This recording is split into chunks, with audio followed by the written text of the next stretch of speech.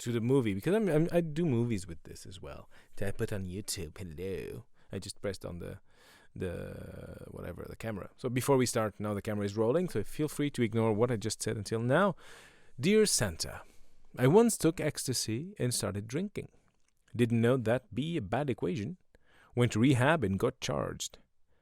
Health is for the use of those for the use. Why did I say that? Let's start again, darlings. Dear Santa, I once took ecstasy and started drinking.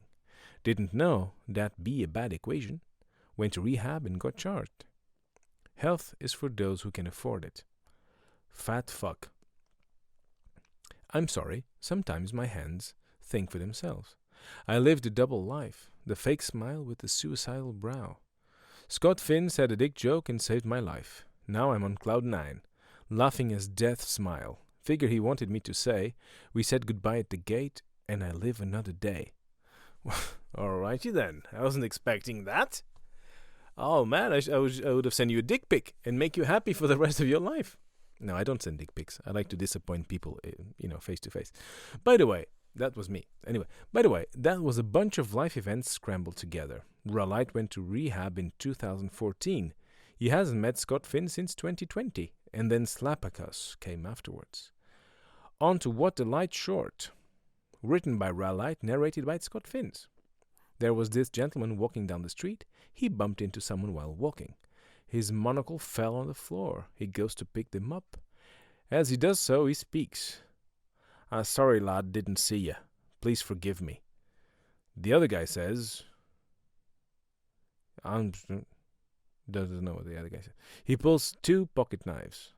I'll fight to the death like men. We'll fight to the death like men. The gentleman expressed concern. I'm sorry, my boy. I have no games for such foolishness. Why do you want to fight to the death? The boy expresses, well, this madness must end. The gentleman was confused. Madness, you say?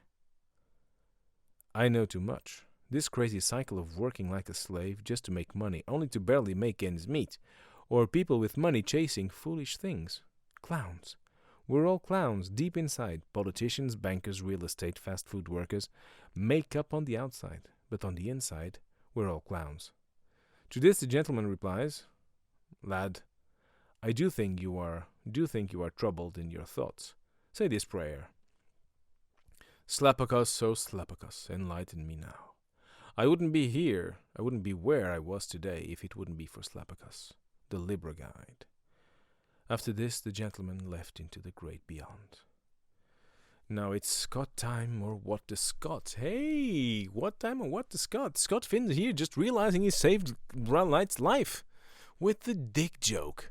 And the sad thing is, I don't remember that dick joke. It's probably not even mine dick joke, because my dick is not funny. I look at my dick and I never once laughed. And it kind of hurts when people laugh looking at my dick. So there you go. Anyway, but if you can help, I'm glad to help. There we go. Did I press record on this crap? I did. Everything is fine. Still here, still recording, because I'm traumatized now. And it smells like someone farted in my booth, and I'm alone, and it wasn't me. Maybe this is the sign from the afterlife, saying, hey, you're doing bullshit, and it smells like it. Anyway, sorry. So, now, this thing is very funny.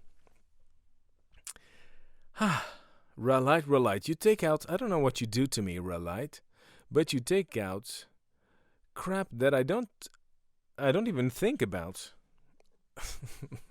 until I start talking, which is funny because, just for our audience, whoever it is, whoever you are, audience, hello audience, Scott Finns here. Anyway, as I was saying, the way this is fun to do because I read Ralite's writing at the moment of the podcast, at the moment of recording, because I believe that comedy, or at least my comedy, is at its best when it's spontaneous. So that's why I make mistakes and I forget and I read and that the text have this funny thing when there's apostrophes or whatever special signs in my screen. There's this weird symbol, so sometimes I'm not even able to read the words. But this is, real time, because I'm a really bad actor. So if I were to do this trying to do this on purpose, it would look like crap. And God knows it looks bad already. Yeah. Now, this, and the funny thing is that it sparkles. It sparks or it sparkles. Anyway, it brings up things that, I read, I thought about, because my life is like this podcast. In my brain, it's just, now that I'm talking, just that my mouth is connected to what's happening in my head. But if my mouth is shut, my brain still carries on. So now this made me think about Lady Chatterley's Lover. Now, Lady Chatterley's Lover is a book written by someone, I don't remember. Shall I Google it? Alright, let me Google this, darlings, live for you. Googling. Hey, Lady Chatterley. Lady Chatterley's Lover. It's not like that. Chatterley, yeah. So Lady Chatterley's Lover, written by D.H. Lawrence. Now, this is a very, very interesting book, and if you listen to the other episodes, you'll be listening about me talking about something primal. And Rylight here talks about clowns, people being clowns. Now, in this book, the funny thing about this book is that it was written, I think, in the beginning of the 20th century, and it was a big scandal because it talks about sex and how a lady Chatterley, has sex with the gamekeeper. The gamekeeper, the guy who looks after the game. The game in those days, a game was the hunting thing, the animals that the lord or whatever, the owner of the lands, would go hunting.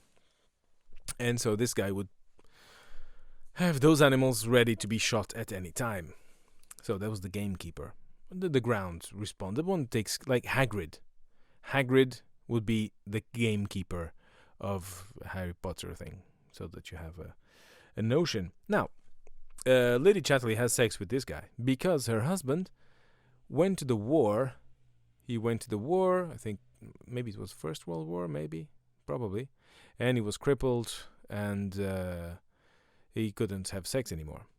So he was okay with the idea that she had sex with another guy. Well, he was aware, and so she goes on holiday, and he goes, okay, well, if you get pregnant there, go and get pregnant, I'll be fine. And please just don't leave me. Stay with me forever, because I need you. Anyway, read the book. I'm not going to spoil anything of the book. Anyway, just some sex, and some weird sex, because I don't think D.H. Lawrence had a lot of sex in his lifetime, so he made some stuff up. I mean, I've been having sex for 2 years now, and I know it's not like that. Anyway, this is not about sex. This is about... why do I take so long to get to the point? Beating around the bush, if you know what I mean. Anyway, now, she talks, or they talk, Chatterley, the guy, Lord or Mr. Chatterley, I don't remember. They talk about the bitch goddess of success. And that, for me, is the most wonderful image of that book. The bitch goddess of success. And everyone, men and women, are willing to prostitute themselves to, well, they talk about men being, dogs, and that the bitch goddess is in rut. And they are crazy to just, hump the bitch goddess of success. And they're drooling, and they sacrifice everything they have for a taste of the bitch goddess of success. Because that's what do we have? Are we? If you think that we are mortal, then might as well kill yourself straight away. Why do you keep unless someone tells you a dick joke and saves your life? Why would you even be bothered? Because if you just live one life, you're a speck of dust traveling on a speck of dust during a blink in time in universe. So there's no point. Now, there's a couple of ways to immortality. One is doing good things, one is doing bad things. That's it. That people know you exist. So the bitch goddess of success is just that. People trying to do something for posterity. Do something that will be remembered. Do something that, will keep you alive, at least your name alive. Like the guy who burned the Temple of David. I think it was. Yeah, he burned it. So why did you burn that? He said, well, for people to remember my name. So then they gave orders to no one to ever speak his name. But he still spoke his name, and we still know. I don't know. It didn't work for me. But 2,000 or 5,000, whatever 1,000 years later, we're still talking about that. So, immortality. This is what we are looking for. So, working like a slave just to make money, only to barely make ends meet, this is primal. Let's do a primal analysis of this. Now, people with money chasing foolish things, they're clowns. Well, of course, if you have money, what are you going to do with your money? Why would you eat a golden steak? Because you can. Because once you have a certain amount of money, what else will you do with your money? If you have that. Of course, you can give it away for charity and stuff like that. That'll be an idea. Or do good for others. That would be a nice kind of way of giving back and to give yourself some real worth. But I think to get there, you need to first try all the vain, superficial things, and to realize that they're empty, and that you're a clown. And clowns are good. And if you see Borat, go and Google Borat, and fall in love with Sacha Baron Cohen, and you'll see what a clown is. And clown as a good thing, because politicians, bankers, real estate, fast food workers, we all try. We all try to show something, even if we are not what we are trying to show. Because what's the point? Once again, it's primal. What do we want? We want to suffer less than what we have suffered yesterday. Or if possible, we want to be a little bit happier than what we were yesterday. That is the whole thing. You get up in the morning, oh man, even if you are a real slave, you think, well, I hope today it won't be at least that it shouldn't be worse than yesterday. And that's how a human thing. And that's how you explain how the glue of society stays on. Because, nobody grows up wanting to be a mortician or cleaning the sewers or building skyscrapers and dying, falling off, and working in mines and working in... No one. But it's primal. You need to eat.